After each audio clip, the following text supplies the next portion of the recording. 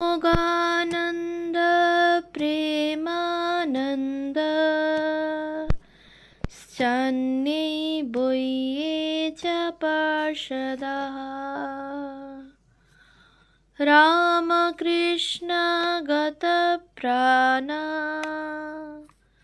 सर्वं प्रणमाम्यहम्। পূজনীয় স্বামী বিরজানন্দজি মহারাজের রচনা পরমার্থ প্রসঙ্গ গ্রন্থ থেকে পাঠ। পৃষ্ঠা সংখ্যা 1। পরমার্থ প্রসঙ্গ 1। ভগবান লাভ করতে হলে সাধকের চাই 1 ধৈর্য, 2 অধ্যাবসায়, 3 দেহ ও মনের পবিত্রতা, 4 তীব্র আকাঙ্ক্ষা বা ব্যাকুলতা, 5 ষট সম্পদ অর্থাৎ সম, অন্তঃকরণের স্থিরতা, দম, ইন্দ্রিয় নিগ্রহ, উপরতি, বিষয়ে আসক্তির ত্যাগ, তিতিক্ষা, সকল প্রকার দুঃখে অবিচলিত থাকা, শ্রদ্ধা, গুরু ও শাস্ত্রবাক্যে বিশ্বাস ও সমাধান, ইষ্টে চিত্ত স্থাপন। 2 সাধন ভজনের দ্বারা যেসব উপলব্ধি বা দর্শনাদি হবে তা গুরু ছাড়া আর কাকেও বলবে না। তোমার আধ্যাত্মিক সম্পদ, তোমার অন্তরতম চিন্তাধারা নিজের অন্তরে লুকিয়ে রাখবে, তা অপরের কাছে প্রকাশ করবে না। উহা তোমার পবিত্র গুপ্তধন, একমাত্র ভগবানের সঙ্গে একান্তে উপভোগ্য বস্তু। সেই রকম আবার তোমার দোষ, ত্রুটি ও অনাচারের কথা অপরের কাছে বলে বেড়াবে না, তাতে আত্মসম্ভ্রম খোয়াবে ও অপরের কাছে হীন বলে প্রতিপন্ন হবে। নিজের দোষ, দুর্বলতা ভগবানকে জানাবে ও তাঁর কাছে প্রার্থনা করবে যেন তিনি সেগুলি শোধরাবার শক্তি দেন। 3 ধ্যান করতে বসে প্রথমে খানিকক্ষণ স্থির হয়ে বসে মন যেখানে যেতে চায় যেতে দাও। ভাববে আমি সাক্ষী, দ্রষ্টা। বসে বসে মনের ভাষা, ডোবা, দৌড়ঝাঁপ দেখো, লক্ষ্য করো। ভাববে আমি দেহ নই, ইন্দ্রিয় নই, মন নই, আমি মন হতে সম্পূর্ণ পৃথক। মনও জড়, জড়েরই একটা সূক্ষ্ম অবস্থা। আমি আত্মা, প্রভু, মন আমার দাস। যখনই কোনো বাজে চিন্তা মনে উঠবে তখনই সেটাকে জোর করে দাবিয়ে দেবার চেষ্টা করবে। 4 সাধারণত বিশ্রামের সময় বাঁ নাক দিয়ে নিঃশ্বাস পড়ে, কাজের সময় ডান নাক দিয়ে পড়ে, ধ্যানের সময় 2 নাক দিয়ে পড়ে। যখন দেহ মন শান্ত হয়ে আসবে আর 2 নাক দিয়ে সমানভাবে নিঃশ্বাস পড়বে তখন বুঝবে ঠিক ঠিক ধ্যানের অনুকূল অবস্থা হয়েছে। তবে দেখবার জন্যে নিঃশ্বাসের দিকে অত নজর দেবে না, অথবা এইটিকে মাপকাঠি করে কর্ম নিয়ন্ত্রণ করবে না। 5 মন স্থির হলে বায়ু স্থির হয়, কুম্ভক হয়। আবার বায়ু স্থির হলেই মন একাগ্র হয়। ভক্তিতেও কুম্ভক আপনি হয়, বায়ু স্থির হয়ে যায়। হৃদয়ের ব্যাকুলতার সহিত স্মরণ, মনন ও মন্ত্র জপ করলে প্রাণায়াম আপনা হতেই হয়। 6 অভ্যাস ও বৈরাগ্য ছাড়া মনের একাগ্রতা আনবার অন্য কোনো সুগম বা সহজ উপায় নেই। 7 যতক্ষণই জপ ধ্যান করো তা 10-15 মিনিটও করো, সেও ভালো, কিন্তু সেটুকু প্রাণ মন ঢেলে দিয়ে করবে। তিনি অন্তর্যামী, ভেতর দেখেন। তিনি তো আর কতটুকু সময় ধ্যান করলে বা কতবার জপ করলে তা দেখবেন না। 8 প্রথম প্রথম জপ ধ্যান নিরসই লাগে, তবু ওষুধ গেলার মতো করে যাবে। তবু ওষুধ গেলার মতো করে যাবে। 3-4 বৎসর নিষ্ঠার সহিত করলে তবে আনন্দ পাবে। তখন একদিন না করলে ভারী কষ্ট হবে, কিছু ভালো লাগবে না। 9. আধ্যাত্মিক জীবন লাভ করতে হলে পুরস্কার দরকার। আমি নিজের চেষ্টায় সাধন ভজন করে ভগবান লাভ করব, এই দৃঢ় সংকল্প করে নিষ্ঠার সহিত 3-4 বৎসর রোজ অন্তত সকাল ও সন্ধ্যায় প্রত্যেকবারে 2 ঘন্টা করে আসনে বসে জপ ধ্যান করে যাও দেখি। 10. সংসারীর পক্ষে বেশি প্রাণায়াম করা ভালো নয়। যারা বেশি প্রাণায়াম করতে ইচ্ছুক তাদের যথাসময়ে পরিমিত পুষ্টিকর সাত্ত্বিক আহার, নিয়মিত কার্যকলাপ, উদ্বেগশূন্য জীবন, স্বাস্থ্যকর নির্জন স্থান, বিশুদ্ধ বায়ু, কোষ্ঠ পরিষ্কার, স্বল্পভাষী হওয়া এসব চাই। আর সর্বোপরি ঠিক ঠিক ব্রহ্মচর্য রক্ষা করা চাই। এসবের ব্যতিক্রম হলে হৃদরোগ বা মস্তিষ্কের রোগ হবার সম্ভাবনা। 11. জপ ধ্যান করতে করতে যখন মন স্থির হবে, শুদ্ধ হবে, তখন মনই তোমার গুরু হবে। অন্তর হতেই সকল বিষয় বুঝতে পারবে, সংশয় ও প্রশ্নের সমাধান পাবে। তোমাকে পরপর যা করতে হবে, কিভাবে চলতে হবে, মনই সব বলে দেবে। 12.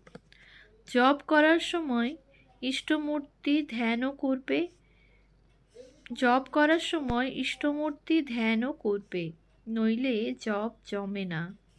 পূর্ণমূর্তির ধ্যান না এলেও যেটুকু আসে তাই নিয়ে ধ্যান আরম্ভ করবে। না পারলেও বারবার চেষ্টা করবে। না এলে ছাড়বে কেন? নাছোড়বান্দা হয়ে করতেই হবে। ধ্যান কি সহজে মনে করলেই হয়? মনকে অন্য বিষয় থেকে গুটিয়ে এনে ধ্যেয় বস্তুতে রাখবার চেষ্টা বারবার করতে হবে, করতে করতেই হবে। 13. জপ, কর গণনা, মালা করা, সংখ্যা রাখা এসব শুধু মনকে অন্য বিষয় থেকে উঠিয়ে আনবার, ধরে রাখবার জন্য। তা নইলে মন কখন এদিক ওদিক চলে গেছে বা কখন তন্দ্রা এসেছে জানতে পারবে না। তাই এসবের দ্বারা প্রথম প্রথম একটু বিক্ষেপ হলেও এদিকে নজর রাখতে পারবে, সহজে এগুলি ধরতে পারবে ও মনকে ফিরিয়ে এনে ধ্যেয় বস্তুতে আকৃষ্ট করে রাখতে পারবে। 14. নিজেকে কখনো দুর্বল মনে করবে না। নিজের উপর খুব বিশ্বাস রাখবে। ভাববে আমার অসাধ্য কি আছে, আমি মনে করলে সব করতে পারি। মনের কাছে পরাজয় স্বীকার করতে যাবে কেন? জানবে মনকে বশ করতে পারলে সমস্ত জগৎ তোমার বশে আসবে, তুমি বিশ্বজয়ী হবে। যার নিজের উপর প্রত্যয় নেই তার ভগবানেও ঠিক ঠিক প্রত্যয় আসে না। স্বামীজি বলেছেন, যার নিজের উপর প্রত্যয় নেই সেই যথার্থ নাস্তিক। যার নিজের উপর প্রত্যয় নেই তার কথা কেউ শোনে না, ভগবানও তার কথা অর্থাৎ প্রার্থনা শোনেন না। 15. যেভাবে স্থির হয়ে না নড়ে ও সুখে আরামে অনেকক্ষণ বসতে পারা যায় তাকেই আসন বলে। কিন্তু মেরুদণ্ডকে সোজা রাখতে হবে আর বক্ষস্থল, গ্রীবা ও মস্তক সোজাভাবে রাখতে হবে, যেন দেহের সমস্ত ভারটি পঞ্জরগুলির উপর পড়ে। বক্ষদেশ যেন নিচের দিকে ঝুঁকিয়ে না পড়ে। হেঁট হয়ে ঝুঁকে বসা মোটেই স্বাস্থ্যকর নয়। 16. সংসার অসার, অনিত্য, তিনিই একমাত্র সার সত্য। এই ভাবটি যতদিন মনে দৃঢ় না হয় ততদিন ধ্যান করবার সময় মন চঞ্চল হবেই। ইন্দ্রিয় সুখে যত বিতৃষ্ণা আসবে, ভগবানে অনুরাগ তত বাড়বে, মনও তত একাগ্র হবে। তার প্রেমের স্বাদ কণিকা মাত্র পেলে জগতের সমস্ত সুখ তুচ্ছ, ঘৃণ্য হয়ে যাবে। 17 জপ, ধ্যান, পূজা, প্রার্থনা, স্মরণ মনন, সৎগ্রন্থ পাঠ, সৎসঙ্গ, সদালাপ, নিভৃতে বাস ও অধ্যাত্ম চিন্তা, যখন যে ভাবটা আসে ও করতে ইচ্ছা হয় এবং ভালো লাগে ও করবার সুবিধা পাও, তখন সেইটা করবে। তবে ধ্যান জপই হলো আসল। সেটা অসুখ বিসুখ, আপদ বিপদ হলেও কোনো দিনই বাদ দেবে না। বেশি না পারলে বা সুবিধা না হলে অন্তত 10-15 মিনিটও প্রণাম, প্রার্থনা ও জপ করবে। 18 ডাক্তারি বই পড়ে নিজের রোগ নির্ণয় করতে যাওয়া ও ওষুধ খাওয়া বুদ্ধিমানের কাজ নয়। রোগ হলে ডাক্তারের পরামর্শ নিতে হয়। সেই রকম কতকগুলো বই ও শাস্ত্র পড়ে সেই অনুযায়ী সাধন করতে গেলে চিত্ত বিভ্রম হয়, গুলিয়ে যেতে হয়, একটানা এগিয়ে যাওয়া যায় না। এমনকি অনেক সময় বৃথা শ্রম ও নিজের অনিষ্টও হয়, কেননা নানা শাস্ত্রে অধিকারী ভেদে বা অবস্থা অনুযায়ী একই বিষয়ে বিভিন্ন বা পরস্পর বিরোধী উপদেশ বা পদ্ধতি আছে।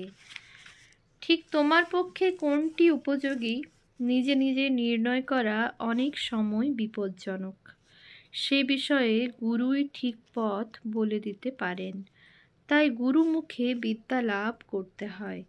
তিনি যা দীক্ষা ও শিক্ষা দেবেন তাই জানবে তোমার একমাত্র পথ। তাতে এবং তার প্রতি সম্পূর্ণ শ্রদ্ধা বিশ্বাস রেখে নিষ্ঠাপূর্বক সাধন ভজন করলে কালে সিদ্ধি লাভ নিশ্চয়ই হবে। কারো কথায় সে পথ ছেড়ে অন্য পথ কখনো ধরবে না, তাহলে পথ খুইয়ে ঘোরাঘুরি সার হবে, কোনো কালে কিচ্ছু হবে না। 19 বিশ্বাসে অসম্ভব সম্ভব হয়। বিশ্বাস ডাঙায় ডিঙি চালায়। সংশয়ে হাঁটু জলেও ডুবে মরতে হয়। 19 বিশ্বাসে অসম্ভব সম্ভব হয়। বিশ্বাস ডাঙায় ডিঙি চালায়। সংশয়ে হাঁটু জলেও ডুবে মরতে হয়। 20 আশাই জীবন, সকল শক্তি ও চেষ্টার উৎস। আশা ছাড়লেই নির্জীব, জীবনমৃত হতে হয়। যতক্ষণ শ্বাস ততক্ষণ আশ। ভগবানকে লাভ করবার আশা মৃত্যু পর্যন্ত ছাড়বে না। তিনি ইচ্ছা করলে যে কোনো মুহূর্তে কৃপা করতে পারেন। হয়তো তিনি অন্তিম সময়েও দেখা দেবেন, এই বিশ্বাস রাখবে। 21 ভগবান যখন তাঁর অসীম কৃপায় গুরুমুখে তাঁর সিদ্ধ মন্ত্র দিয়েছেন, তাকে পাবার চাবিকাঠিটি দিয়েছেন, তখন জানবে তিনি নিজেকে বিলিয়ে দিয়েছেন। এখন তোমার সেইটি ধারণা হওয়া চাই। যদি সেই অমূল্য রত্নকে অযত্নে ও অবহেলায় হারাও, তো জানবে তুমি তাঁর কৃপার অযোগ্য। তার কদর করা মানে গুরুদত্ত মন্ত্র ও উপদেশ সর্বান্তঃকরণে সাধন ও পালন করা। যতদিন না বস্তু লাভ হয়, তাহলে গুরুর ঋণের কথঞ্চিত প্রতিদান করা হবে। ভগবানকে যত আপনার হতে আপনার বলে জানবে, ততই তুমি তাঁর কৃপার অধিকারী হবে। তাঁর কৃপায় এ জন্মেই জীবন মুক্ত নিত্যানন্দময় হবে। 22 প্রেম অনুরাগ যতদিন না আসে, ততদিন সংসার কখনোই অনিত্য ও অসার বলে বোধ হবে না। মন তো একটি বই দুটি নয়, আর মনকে ভিন্ন ভিন্ন কামরায় ভাগ করা যায় না যে কতকটা ভগবানই দেবে আর কতকটা বিষয় বাসনায় ভরে রাখবে। সব মন ভগবানে না দিলে তাকে লাভ করা যায় না। ফলে বারে বারে সংসারে আসা যাওয়া ও অশেষ দুঃখ ভোগ করতে হয়। ওম শান্তি শান্তি শান্তি। হরি ওম তৎসৎ। শ্রীরামকৃষ্ণার্পণমস্তু।